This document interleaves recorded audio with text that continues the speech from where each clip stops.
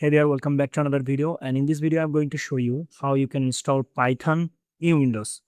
So first of all, you have to go to the browser and go for Python official website. So if you search Python, then you will get here python.org. So let me show you. You have to search Python basically. Okay, then you will get here www.python.org. So go there in this link, and here if you hover on the downloads, you don't have to click. Just hover on the download. You can see Python source, then download for Windows, download for Mac. So we're going to go with this option. Okay, download for Windows. We're going to select this one, Python 3.14.6. Then you will get the .exe file. If you go with the first one, then there will be, a zip file.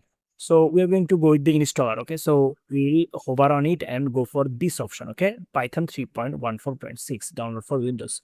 So you can see we have successfully downloaded it. Now let's go for the installation process. We are going to double click on it,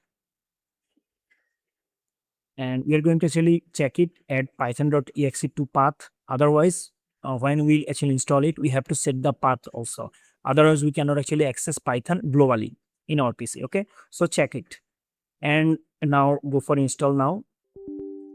Select yes. So guys, here you can see setup successful. Now, if we go to the terminal, okay, and if we say here Python hyphen version, and then we'll get the Python version. You can see that it is launched. So guys, that's it. Thank you so much for watching this video.